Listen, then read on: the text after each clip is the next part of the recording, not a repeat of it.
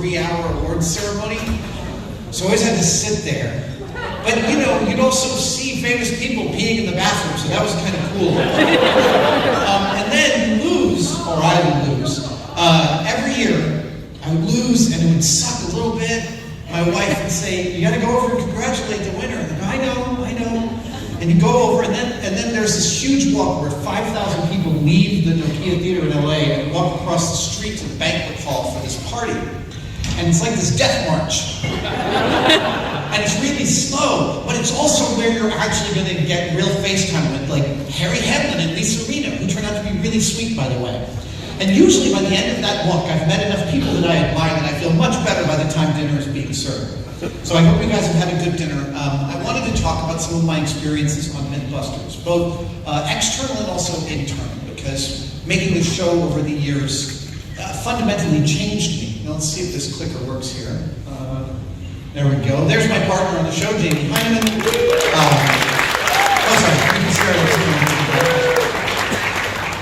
Very handsome man. I am an avid cosplayer, among my other hobbies. This is a Roman Centurion segmenta armor made actually out of sprayed truck bed liner. That's how they're making all armor these days for movies. Yeah, polyurea. I also make props. This is a prop for a friend of mine's new show, Rabbit Run, on the BBC. This is the main character's hero prop. It's a turn-of-the-century truncheon, which I based off of a mortar and pestle that I have in my kitchen. Also on my website, tested.com, I build things with people I love, like incredible German maker Laura Kampf. She's come to my shop a few times. It is my sanctum. It's the space where I get to pretend that the universe has order. It's where I get to enjoy the pleasant fiction that I have some control over things. And the website is one of the great things I've done in the last couple of years. I also, last summer, hosted a show called Mythbusters Junior with 6 amazing kids. Yeah. Discovery was an amazing partner in making the show. I still don't know if they're going to pick up another season. But Discovery really wanted us to let the kids be competent, which I was glad I didn't have to say that. We showed up at the beginning of the summer with the axiom that if these kids have a great summer while we're filming it, we're going to get a good show in the can, and we really did. 10 episodes I'm really, really proud of. I just came out with a book called Every Tool's a Hammer. I'm just pitching you everything right now. And my new show, Savage Builds, is literally airing in 2 hours on this show.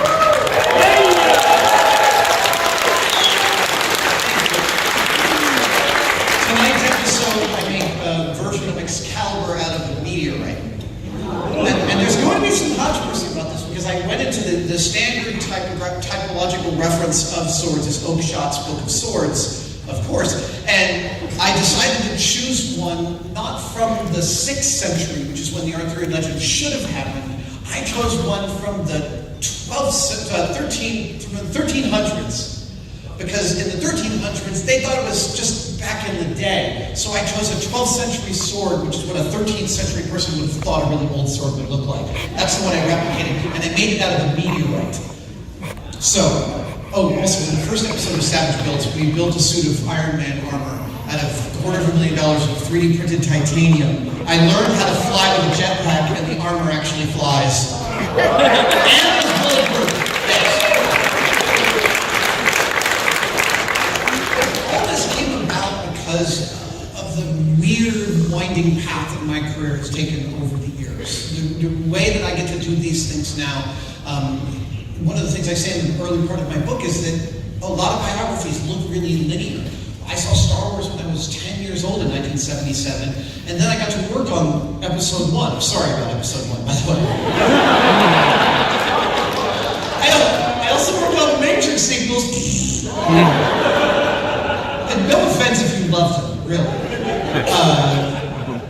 But it was far from linear, and Mythbusters 2 was far from linear. When Jamie had given me my first job in special effects in the early 90s, I worked for him for 5 years until I couldn't stand his business partners as bosses, and so I went on to work in toys, I went on to work in film, and we stayed professionally friendly. It's when you're freelance, you don't ever burn a bridge, you keep in contact with everyone you've ever met. And so my colleague Jamie Hyneman called me in the spring of 2002 and said, I've got this call from Discovery Channel. I want to make this show called Mythbusters. What do you think about making a demo reel together? I don't think I can host a show on my own, but maybe the two of us. And he didn't know that I had just that spring done a job lucrative enough to afford, and this was like a key moment of my adulthood, I was able to afford for the first time myself, my first new computer. And I splurged and spent the bank on a fully loaded Apple PowerBook Pismo, the first computer devoted to digital video editing. And I went into a shop the next morning and we made a reel. We shot for 2 hours and cut it into a 14-minute demo reel. And they showed up to shoot the pilots for Mythbusters 3 weeks later. And we never stopped filming for 13 years. I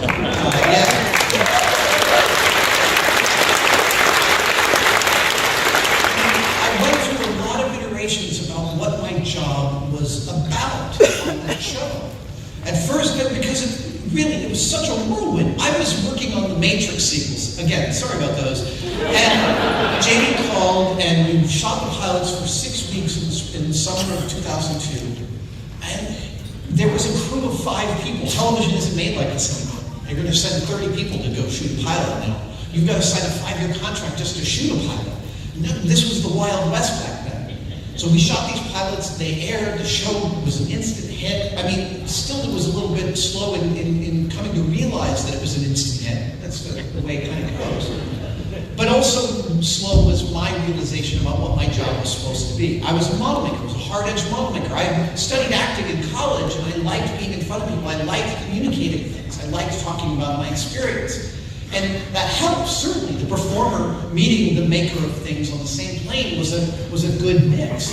Jamie, I mean, actually I will tell you once, as I started to digitize the footage of Jamie for the demo reel, it's the first time I'd ever filmed on video. And it's the first time I filmed something officially that I was going to now edit on my laptop. And as I'm digitizing the footage of Jamie, I'm like watching it, I'm like, wow, look at him. He's so interesting on camera. That's not my experience of him in reality.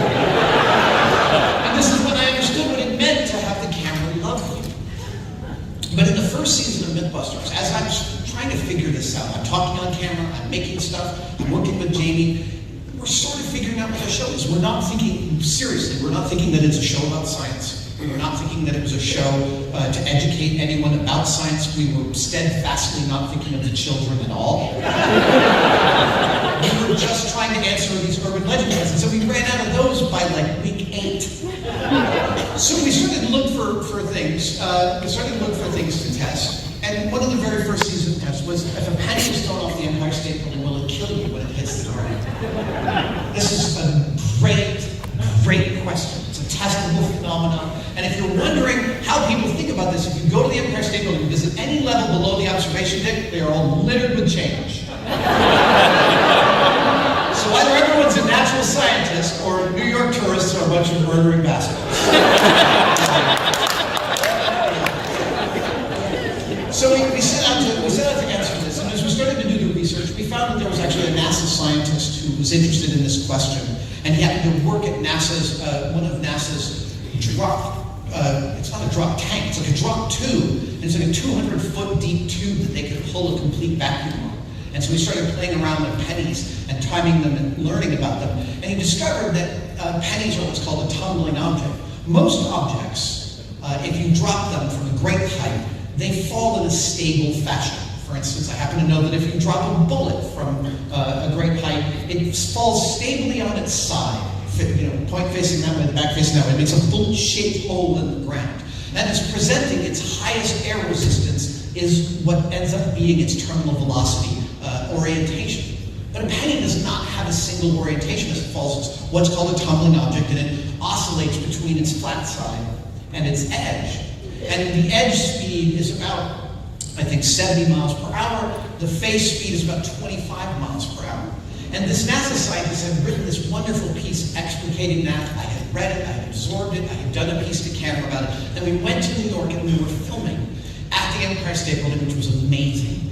I actually was, when I lived in New York for 5 years, I visited the Empire State Building once a year. It is one of the world's great things to sit there and hear the roar of New York come up from the street. So it's familiar territory for me, but I'm flying back, again, I have a TV show, I'm on an airplane, I'm still overwhelmed by all of this. But as I'm thinking about the story, I realized that I had a point of view that I didn't expect. And that was that I didn't like that I'd done a piece to camera about math. That I didn't like that I had described an equation to people and said, trust me, it's true. I realized I wanted to make this physical in some way. So I got on my computer and I started researching, well, someone must make a wind tunnel test for pennies. No way. So I thought, well, how would I do it? Okay. I need a wind tunnel, clearly vertical, with two speeds. I need a speed at the bottom that's in excess of its top speed, and a speed at the top that's below its bottom speed. So I started building it in JD's shop the next day. I took an acrylic tube, which I still have. I drilled some holes in the side, figuring that air loss out the side would help me bring down the airspeed over the length of the 3-foot tube. My theory was that if I could get the bottom of the tube to be a higher airspeed than the highest terminal velocity and the top to be lower than the lowest, that if I put a penny in, it would tumble up and down. I didn't even think to myself that was a hypothesis. That's how distant we were at that point from the scientific method as a narrative device. And I built this thing with blowers, and I adjusted with an anemometer until I got the speeds I liked, and I put a penny in, and it did precisely what I thought it was going to do. It went up and down and tumbled for about 45 seconds. I still feel this glow in my heart from having the theory match the reality, from having my hypothesis confirmed, from having an idea and executing it methodologically. I realized this was the first moment. So I often get asked, what's your favorite myth from Mythbusters? What's your favorite moment? It's impossible to choose. But for me, the moments that stand out, like Chaim Potuk's Book of Lights, the bits of realization, of education, are the ones in which I understood much more deeply about what my job could be like. And this moment was when I realized, oh, I've got something to contribute to this show that might be unique. And it's such a good feeling. There's a second example I wanted to give, which was we were doing the Monty Hall paradox. So many of you might know the Monty Hall paradox, but I'll go through it very quickly.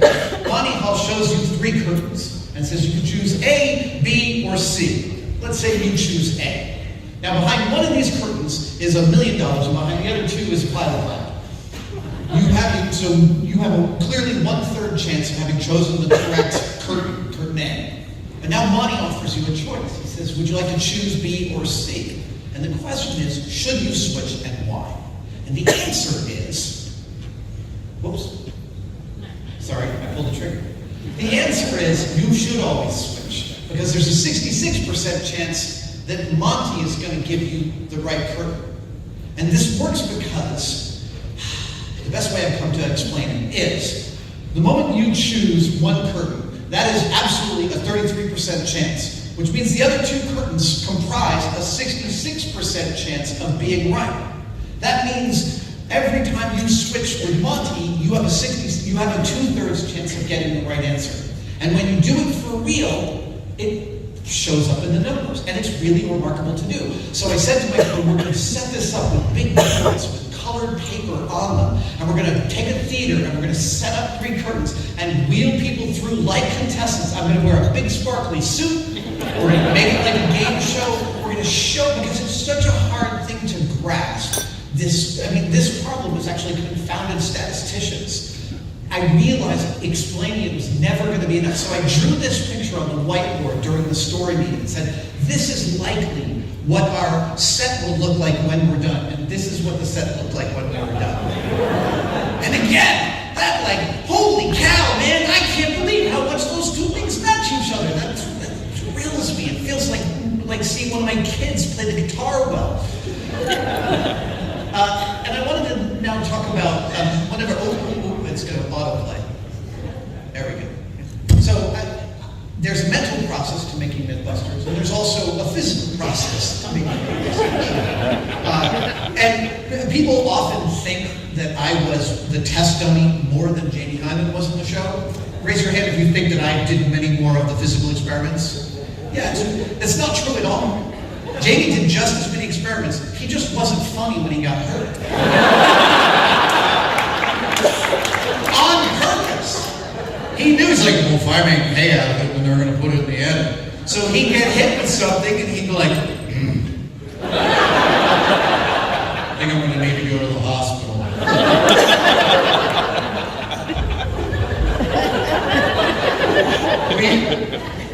It's funny, you know, I didn't get along with Jamie.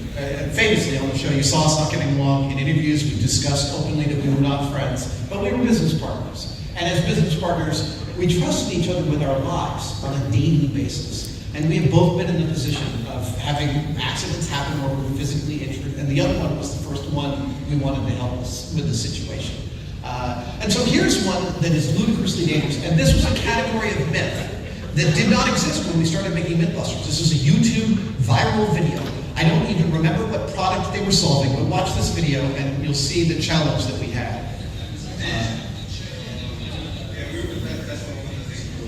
This guy's putting water on the slide. This guy jumps on the slide. He slides off the edge, flies through the air, and lands in a kiddie pool.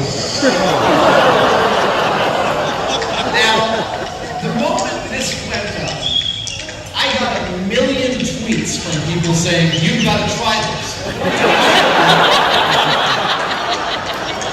I of course thought, why don't you like me? Why would I want to try that?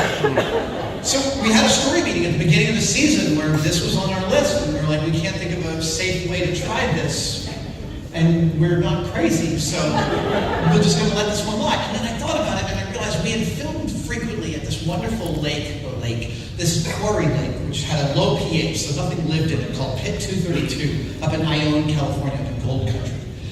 This is, supposedly impossible, but this is Pit 232, and I thought, maybe the hill is steep enough we can build a slide on the hill. Because we don't need it to be a kiddie pool that I land in, it just needs to be an anchored circle the size of a kiddie pool. If we do it in a lake, then no matter where I land, I live, bonus.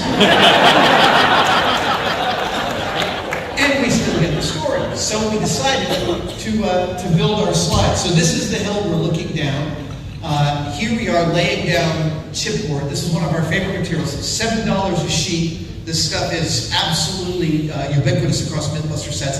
And we're using oil booms, hay-filled oil booms on either side.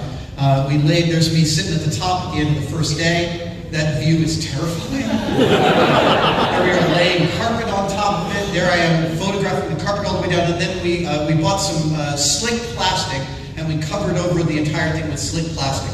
And then launch number one, we crept up on this. We didn't know exactly how far I was going to fly through the air when I jumped on it. So I went halfway up, and here's the result. Actually, I'll tell you the result, which is that I flew about 6 feet. I basically flew right off the end, right into the swampy marsh right below the bottom of the hill. And everyone was freaking out because they thought I was hurt because it was literally only a foot deep. It was very silty and muddy, so I was fine. And knowing that, this is funny. So I pour a little soap. I'm wearing a GoPro on my helmet. There we go. Inauspicious.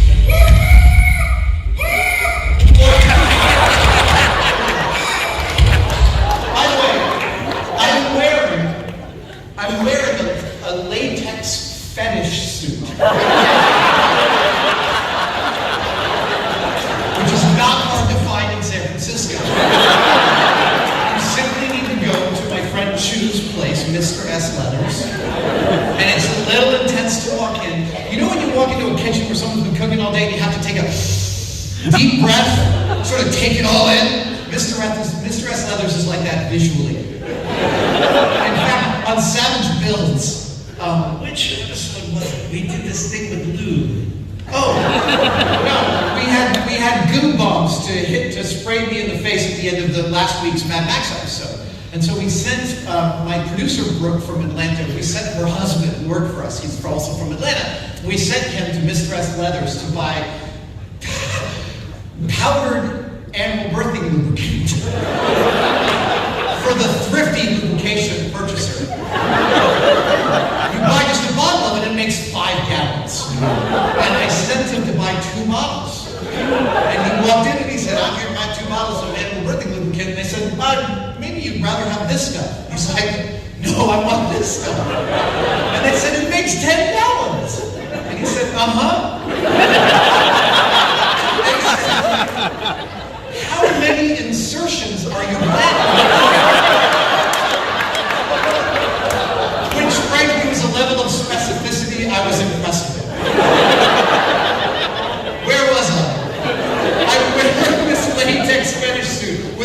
It goes from here to here. Okay, so launch number 2, I go up a little bit higher. Again, we want to creep up on this. We want to make sure it's safe. We want to get to know it before we go all the way to the top.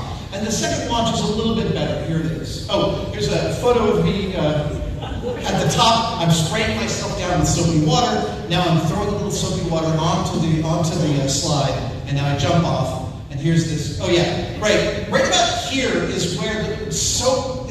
I learned that you can put too much soap on a water slide. What we're witnessing here is the soap giving me the mother of all wedges. Yeah, there it is. And now I'm flying, okay, and there's this lovely, oh, here.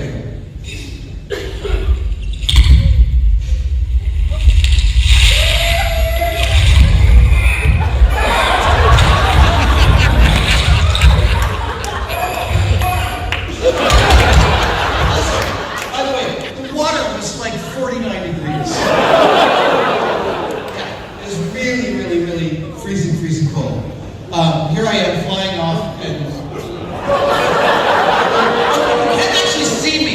There we go. You can see me trying to get to some orientation by the end, unsuccessful. So then we figure, okay, I'm only flying 15 feet through the air. It's safe enough to go to the top and see what happens. And we have help. We have advice. In fact, Nick Lachey is a third-generation LA stunt person. His father used to be Rock Hudson's stunt double. Yeah, Rock Hudson would come over every Christmas with, like, I don't know, a fruitcake for the family. It was amazing. And Nick was our guy who talked to the insurance company for us. It's an amazing niche job. He did it first for the show Fear Factor, and then for Jackass. Put the two of those together, you have Mythbusters, so it works out. Oh, add in Mr. Wizard, right. So Nick was on site that day. Nick was on site advising me since I was going to be the primary sufferer. Here is my first launch. Here is my final launch on that first day. Oh no, sorry. This is the final beautiful shot of the most previous launch where you can see me going all to hell. And actually, I'm working through my mental calisthenics. At this point, I'm like, okay, stop flailing. Get your ankles 7 feet long from up there. I love this shot. And that one. Look at that. Okay. There I am, landing. Here we go.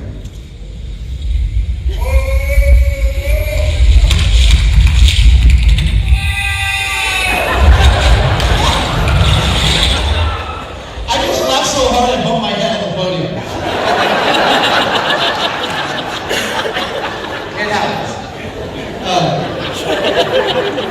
So that jump went fantastically. It was beautiful. It felt great. It felt good in my body. The camera shot looked great. We had a confirmation that I was flying somewhat as far as the video showed. This is the end of the first day, and this is great. I now know, as a producer, I'm knowing this is the end of Act 5. Our Act 6 will begin with us trying to dial into seeing if I can hit a precise target. So the next day, I'm feeling pretty groovy about this. But then, I'm feeling confident. Again, I trusted my body to do this thing I had never done before, and in 3 tries, I've gotten it to a degree of specificity I'm really pleased about. But there's a pitch, which is overconfidence. And in my life, every time I have felt confident about something, life rears up with a roundhouse smack to me to set me back onto my feet. And that's what happens here. At the beginning of the second day, I'm feeling kind of cocky.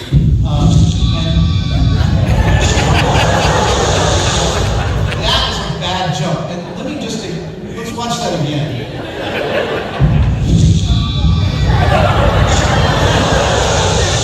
So, if you find yourself flying through the air, my advice to you is keep your feet together. Because if they're not together, it's going to hurt in more ways than one. And then I'm also flying at about 60 miles an hour at that point. And when you land in the water wrong, it gives you this very specific, instantaneous headache. And it lasts all day.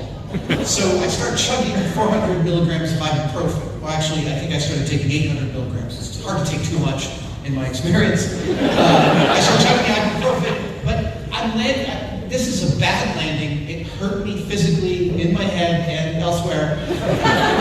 And the water is 49 degrees.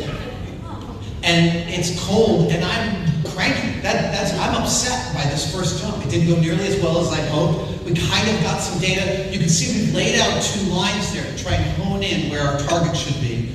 Here's another view of that jump.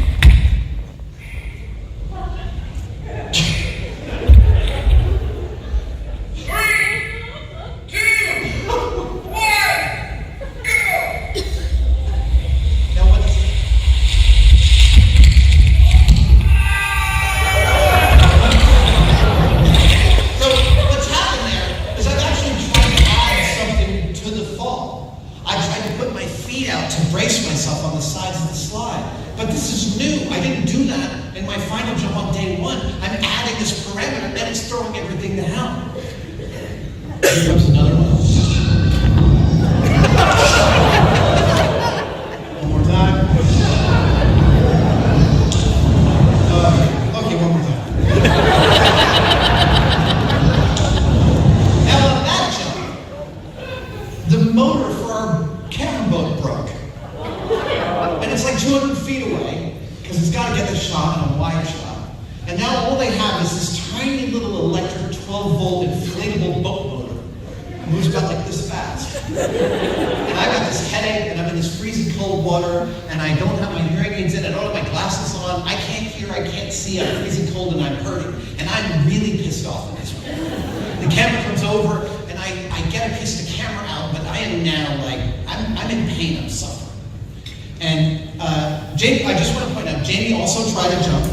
This is worth seeing just to see the mustache at the bottom frame.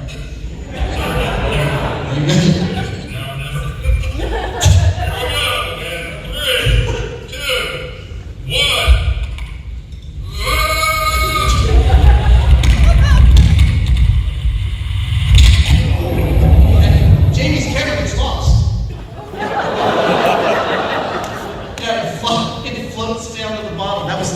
Filming Jamie as it dropped. What's really great is that 30 minutes later, the GoPro records, you can hear the sound of our safety diver, Dog Bass.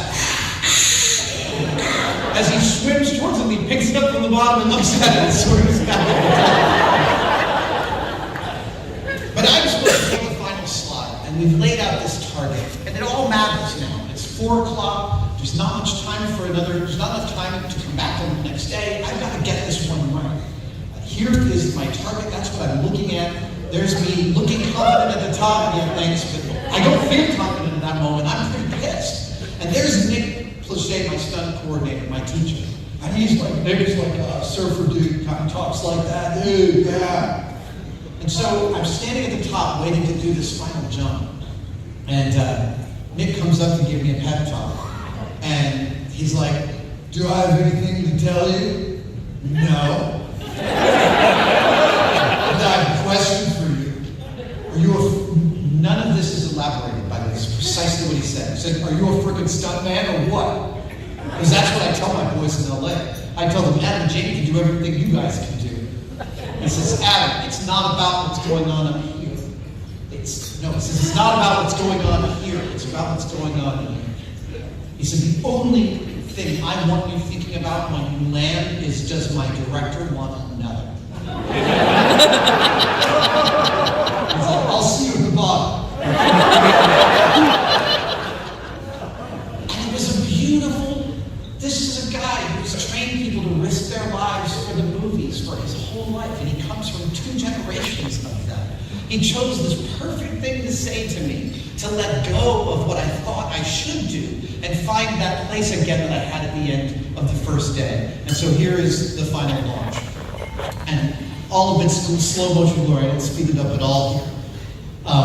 You accelerate pretty quickly. I think you leave the ramp going at about 45 miles per hour. So I'd say 60, I was a little bit high. Also, you can see how much the slightly changing landscape throws me all over the place, especially when I hit the bottom of the curve. Yep, there we go.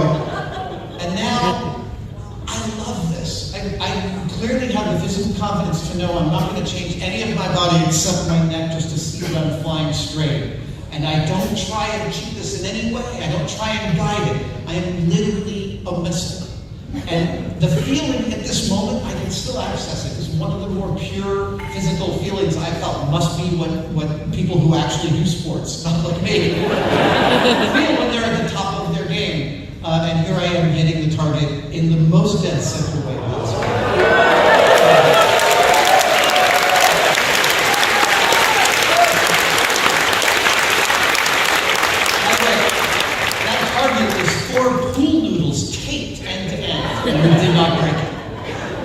You can see the look on my face as I realized, just now I realized, oh, I nailed that one. You can see me like, oh! But here's the thing.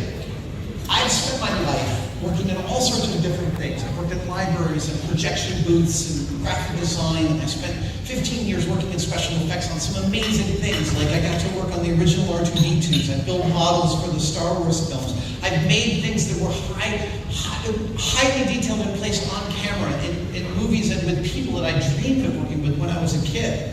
I made art for years in San Francisco and was in group shows. I got to put my stuff up on walls and show it to people and trade with people and talk to other sculptors. And I got to develop methodologies for things, no matter how absurd, that answer genuinely testable questions. It turns out, by the way, that Homer would have had a significant effect keeping the wrecking ball from ruining his house. And in fact, this doesn't work, doing it like this. You can't make a big Newton's cradle. What I realized, being both a scientist and an artist, and a special effects guy, is that everything I've ever done is storytelling. So, somewhere around 2008, I was doing an interview with Neil deGrasse Tyson, one of my heroes and also one of my friends. And I was watching him ask me a question, and I was thinking, look at this guy. He is a fat-grown science communicator. This is his whole life. That is such a beautiful thing to be around someone who's devoted their whole life like an arrow to do a thing. And I thought, that is such a cool, wait a minute, I'm a science communicator. And I spent a few years thinking that's what my job is. And then again, coming towards the end of Mythbusters, realizing that I had both these intellectual and physical stories to tell. That the stories that we were telling on the show were simply explicating the scientific method in a narrative arc. That science and art, which we so often place at either end of a spectrum, we say, well, it's both a science and an art. And there we are, we place them way far away from each other as if they describe some big landscape between them. But they don't. They are simply two ways in which we tell stories to each other about how the world works. And in art, it's arguably more emotional, more visceral, and in science, it's arguably more rigorous. But every scientist and artist will tell you that it can traipse deeply into each other's territory. And it's perhaps one of the most beautiful things that I learned making the show. Because when I started making Mythbusters, I thought of myself as a science geek, but I seriously thought of working scientists as that was a career that smart people did. And by thinking that, I placed myself outside that category. I didn't realize that for the longest time, that I wasn't allowing myself into that citadel. And it was through the slow process of understanding while making this show that I had something to contribute, that I am a scientist, that I am an engineer, and I can make claim to these things because of the way that I think. And because when I've met working scientists, they treated Jamie and I like peers, which was the weirdest thing at the beginning. Why are you guys talking to us about your research? Jamie's got a degree in library studies with a minor in Russian linguistics. I have a high school diploma, barely. It was the 80s. No one was paying attention.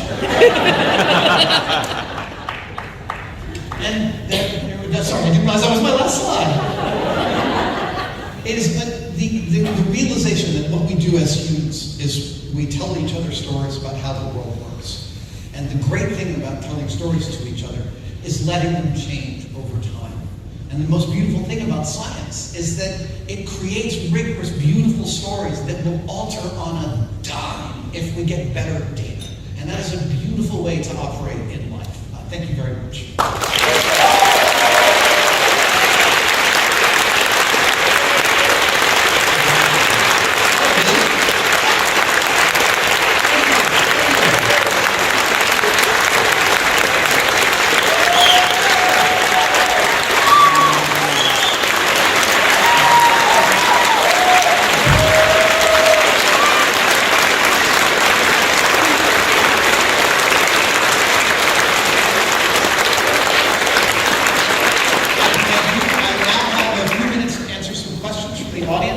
have a question, we have two people with microphones moving around the room. If you have a question, raise your hand. I think if someone with a microphone can find their way to you.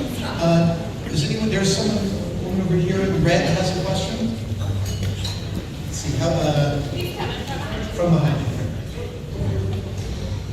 How many of you have yelled at me at the television for doing something stupid? And also, if your kid set fire to something you care about, I apologize. I always tell children the only difference between me and Jamie and a couple of 14-year-old pyromaniacs is that we call the cops first.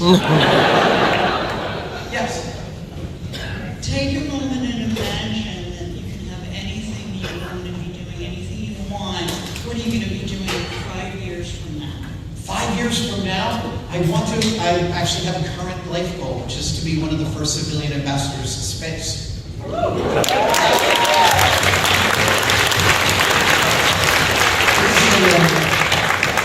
actually am bleeding from hitting my head on the wall. I've never sustained an injury during an appearance.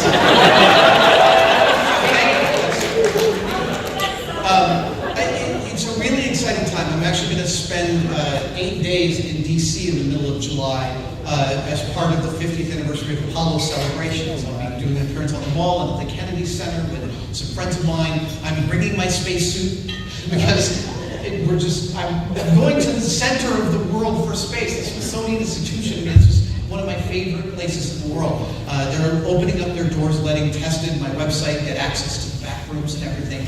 But a few weeks ago, I was in Las Vegas with Jeff Bezos' Remars conference, and I got to sit in their capsule and found out that Blue Origin's planning to fly that capsule by the end of the year. And they haven't said anything to me, but I tell Jeff every time I see him, please send me into space, as long as I can come back.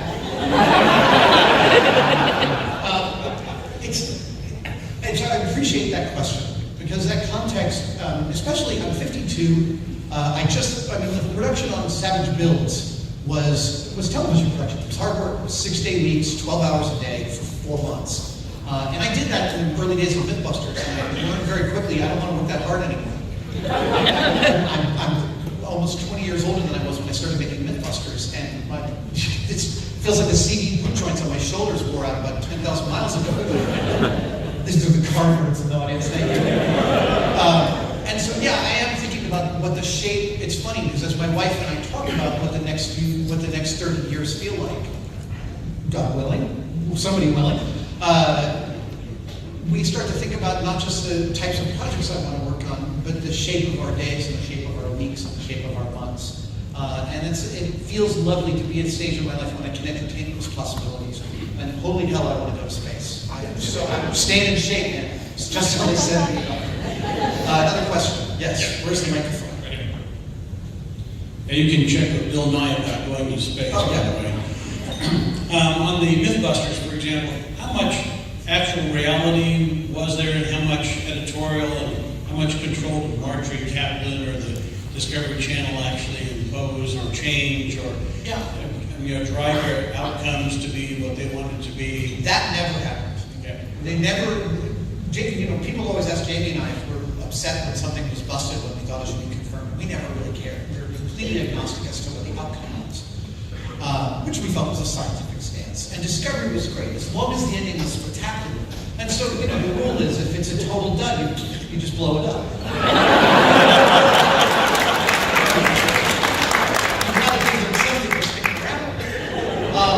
But the reality aspect of it is an interesting one because both Jamie and I had very different takes on it.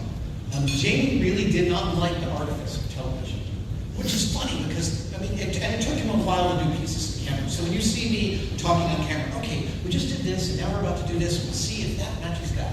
We call that a stand-up or a piece of camera. For Jamie, those took a long time. But what was funny about Jamie is the more he did them, the more natural he sounded.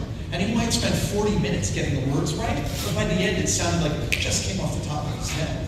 But he found that process to be really tiring, and he also didn't like the artifice. Whereas I like trying to pour my enthusiasm into the camera. I'm seeing, every writer writes to a specific audience. On camera, I'm talking to my wife. She's my partner in life. She knows just how full of shit I am.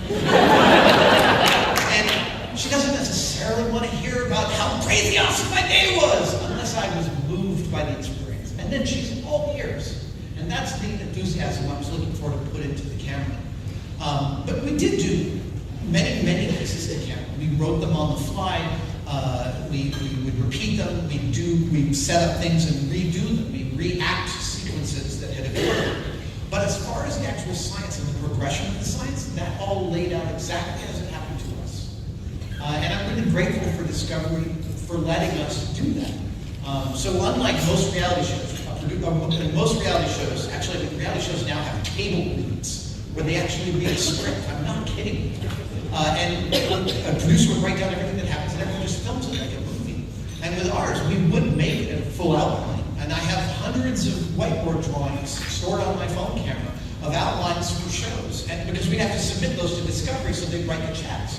But we never felt beholden to that outline. And the best part was, when we came to a result we didn't expect, we had built such a set of wonderful relationships with vendors around Northern California. We go, okay, we don't need the runway tomorrow. Holy hell, we need a swimming pool. Okay, let's call up the Oakland Public Works Department. They've got the swimming pool, they would review. So we have these relationships, and we'd be able to go find the experimental space we want. So, while absolutely the pieces to camera and the ways in which things were filmed were full of the artifice of television and filmmaking, the actual narratives we told, we stand behind them as totally honest, and I'm very grateful that we got to do that. Because I'm proud of that body of work, and I know that, for a working scientist, sometimes our iterations were painfully low and our methodologies sloppy, and there were people who were enraged by our science. I would refer to those people as grad students. Working scientists always jump to our defense because they say, yeah, they're sloppy, yeah, they're a little off the cuff, but they're showing empirical learning through the scientific method, and that is valid. Thank you for that great question. Yes, where's the next? Okay. What is the most bizarre myth you have ever had submitted? Like you looked at it and just went, where the hell did this come from? Yeah, it's not for mixed company.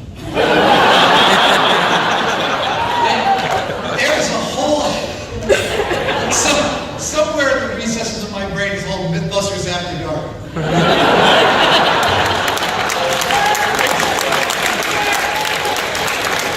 We need to go back in time and sell it to Cinemax in 1987.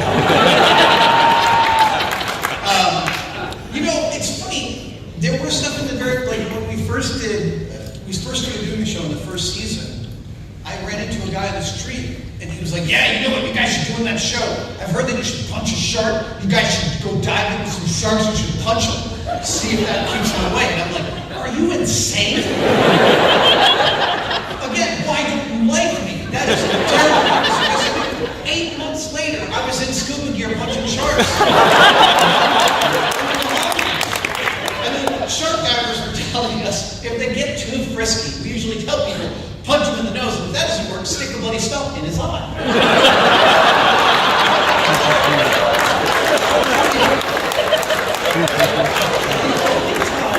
The only time I encountered more interestingly shaped handshakes was when I gave the keynote address to the International Association of Bomb Technicians and Investigators Conference in Louisville many years ago. There is one called octopus pregnancy that I have a soft spot for, and the idea is that somebody is scuba diving and they eat octopus eggs, and the octopus grows in its stomach. It's patently ludicrous. The stomach is a terrible environment for growing things. But we went through the process of making flasks full of the same pH as our stomach lining and putting eggs in there and seeing that they're not taking the stuff. But as part of this, we went down to the Monterey Bay Aquarium, and I got to do a sequence with and feed their giant Pacific octopus.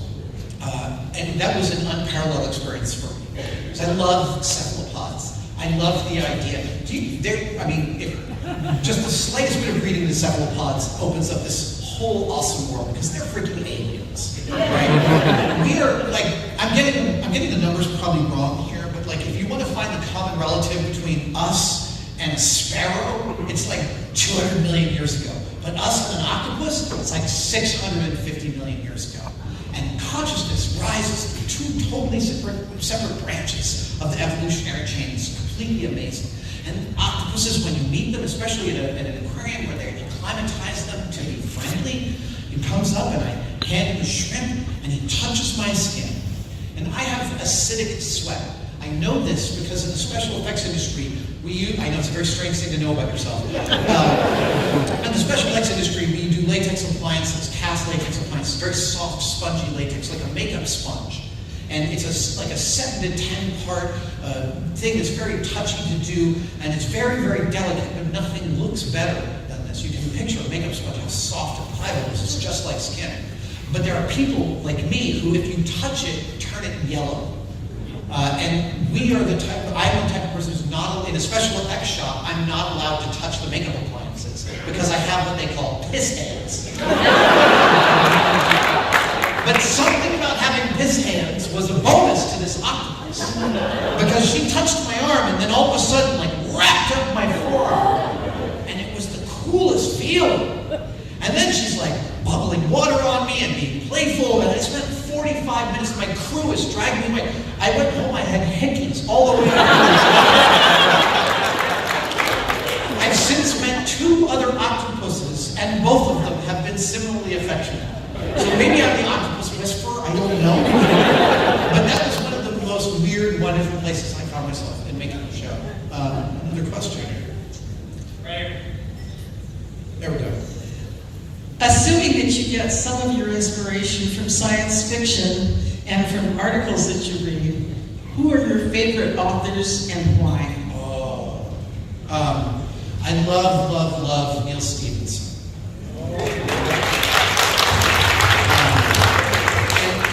I'm actually lucky enough to call Neil a good friend, and knowing Neil Stephenson is precisely what you imagine it would be. He is ridiculously dry and one of the most amazing storytellers at dinner you could ever imagine. And his new book, Fall, or Dodge in Hell, is so worth reading. He posits in this science fiction novel that starts now and goes to about 100 some odd years into the future. He posits the first consciousness uploaded to a digital frame. And he effectively writes a creation myth. And it's beautiful. And it's lovely the way he examines society. I love Seven Eves. I love the way Neil takes a deep dive and wants to do hard science fiction. I love the show The Expanse. Daniel Abraham and Ty Frank, who write the books, The Expanse series, as James S.A. Corey, who also write the show, are very good friends. I love hard science fiction. I grew up on Asimov. I grew up on Harlan Ellison, Ursula Le Guin, and Left in Darkness, Doris Lessing. Oh my God, I love Doris Lessing so much. Yeah. I've been thinking, Doris Lessing has a series of 5 science fiction novels called Canopus and Argos Archives. And it's a set of field reports on the universe from the benevolent culture that oversees the universe. And the first book is called Shikasa, which is the name of Earth within the fiction of the books. And it's a field report on Earth from about 20,000 years ago to 200 years in the future, when the entire planet holds the white man on trial for crimes against humanity. And it's full of all these beautiful ideas. At one point, one of the agents who goes to planets, and when they send an agent to a planet, they literally send them to be born into the culture and grow up within it. And it's slowly revealed to them that they are an agent, and they go and do their field reports on Earth. And at one point, an agent falls ill to the disease of rhetoric. And to cure him, they send him to live a short, brutal life during the French Revolution. I love that. I also cut my teeth on William Gibson. The Neuromancer trilogy and every one of Gibson's trilogies since then is so important.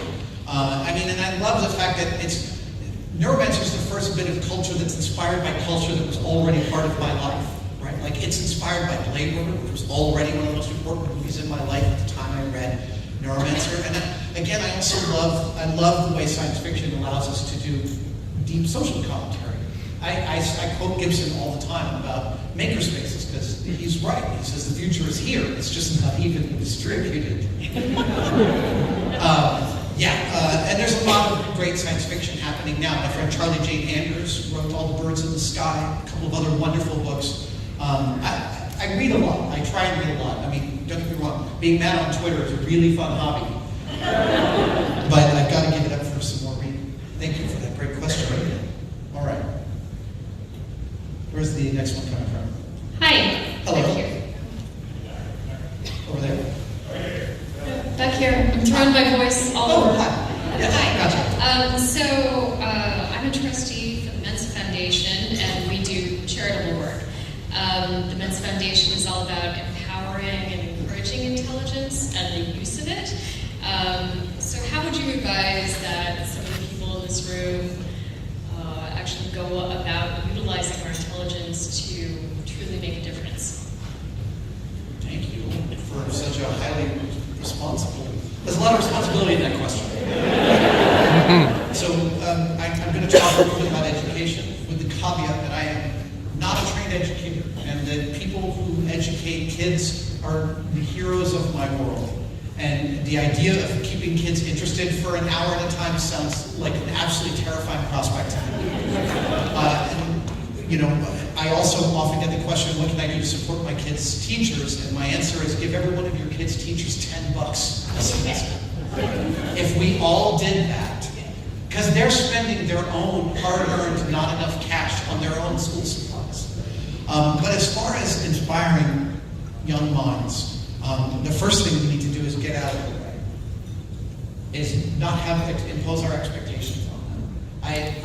As I look upon the things that are partial reasons for my success beyond the luck of my birth and other things, one of them is that my parents did stay out of my way. They gave me the tools for things that I was interested in. The other thing is that when we standardize tests, we build an education system that tells kids that facts equal knowledge. And they don't.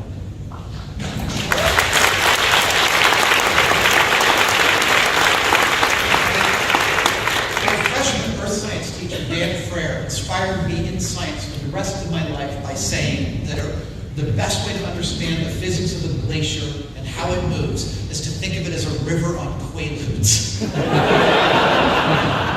Those days. That is such a beautiful story about a glacier. He took the fact that it moves slowly, that its physics kind of match water, but on this much longer timeline, and he said it in this pithy way that I'll never forget. But it helps me understand when I look at glacial moraine and I look at the break apart patterns, and I start to understand how things move physically, how they crack apart. And so Dan was a teacher who had the time and the space and the energy to take the facts he knew and put them into context, because that's what knowledge is. It's facts put together, again, what am I talking, into a story that makes sense, that we can understand, that we can use to understand the world. And it may just be an analogy, because all of our figuring is, it's all spherical cows. But when we standardize those tests, again, we do a disservice to the kids by removing the stories from their education. The other thing is that if you all think about the teachers that you had, every one of us hopefully was blessed with at least one teacher that moved us, that changed our lives. I was lucky enough to have 3 or 4 in the public school that I went to in upstate New York. And the common factor in all of them were that I got seen. 11, 12, 13-year-old me was seen by this adult that wasn't in my family, and they saw me, and they saw some possibility in me, and they told me to stop screwing around. In 5th grade, my teacher, Miss Levine, gave me a comment from the New Yorker, a little boy going like this to his teacher, his back to him. She says, now Harold, just because you can do the work doesn't mean you don't have to. That teacher was pegging me at that moment in time. And the only way teachers have the ability to see their kids, to see the students, is if they're not teaching 40 of them at a time.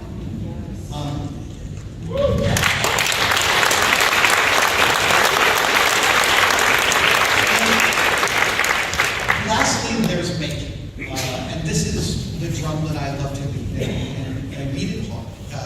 And I'm a maker, obviously by trade, but I want to explain that when I say making, I don't mean just the physical act of putting things together.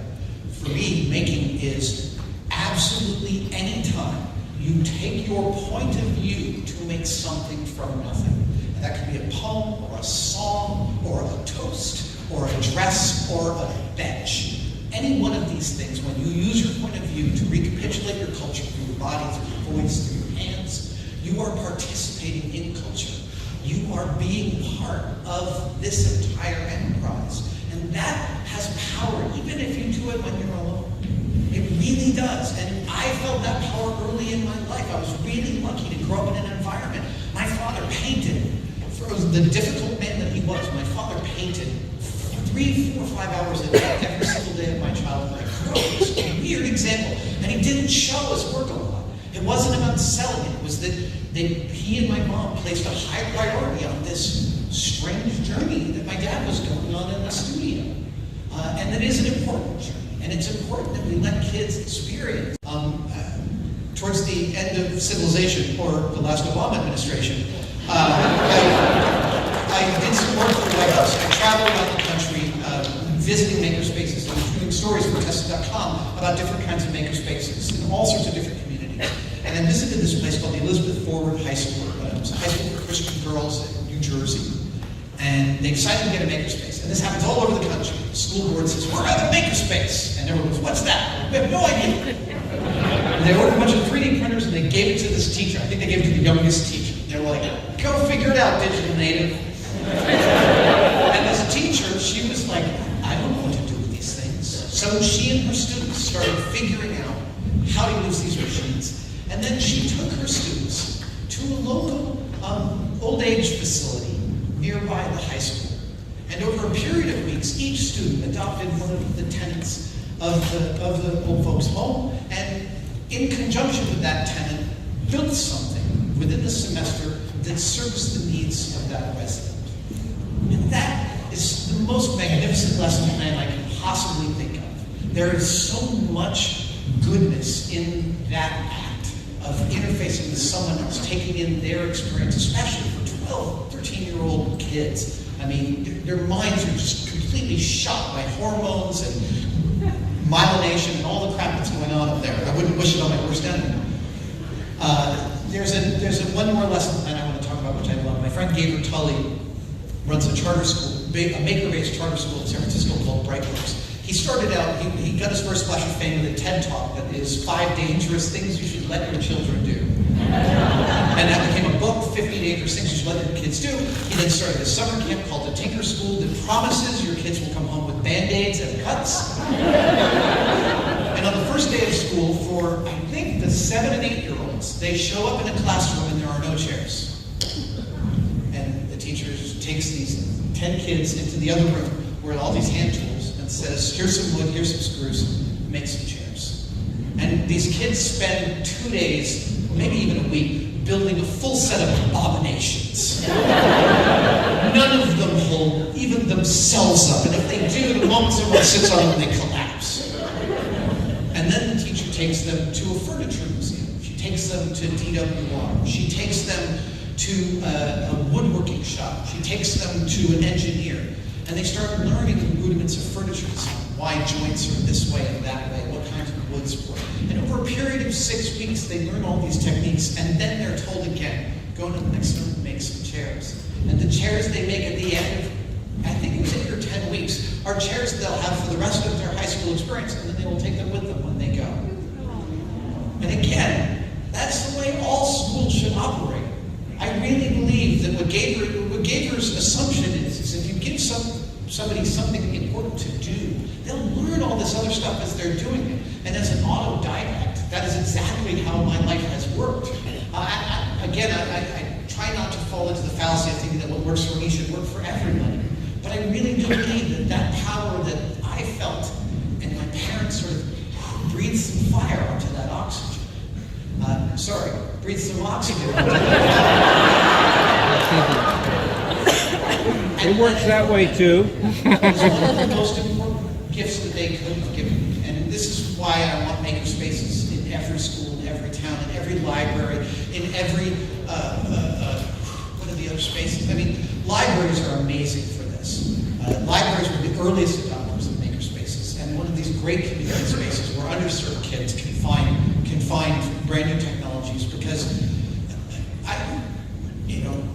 we're in a difficult time right now. Whatever your politics are, I think we can all agree we're in a difficult time. And I'm not going to talk about the politics of the time, but I'm nervous right now. I'm not sure we're going to make it out of this. I'm sincere that I'm not sure. But I know that if we do, it will be because we listened to each other. It will be because we've started to understand how many different experiences there are of the world. That if you think that this person in a wheelchair is just a person like you who's got wheels, you don't realize that they live in a fundamentally different planet than you do. And that America has as many different Americas as there are communities of people moving through this country.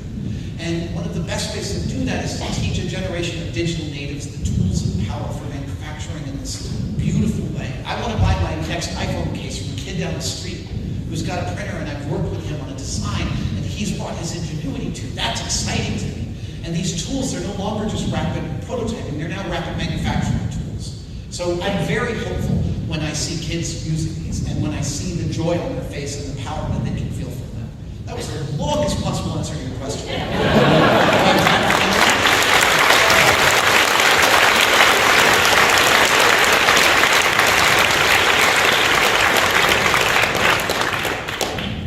Is there another one?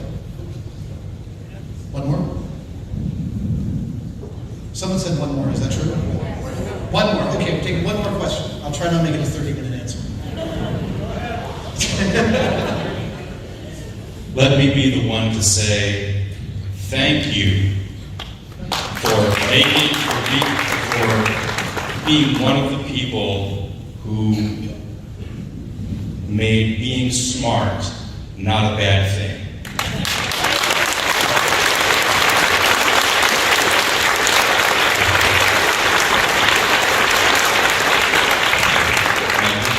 Many movie sets and made a number of props. Of all those props, which would you say you would really want to be real? Ooh, a lightsaber, full stop.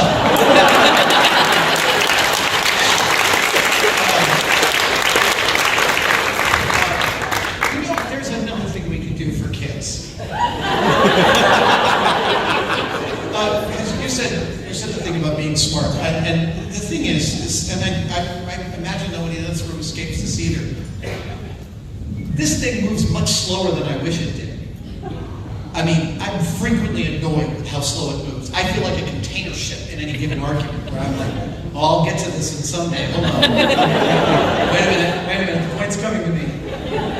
I was having dinner with somebody, a colleague who's my age, about 5 years ago, and I was talking about imposter complex and saying that he kicked my ass the previous week. And he said, what is that? And I said, imposter complex?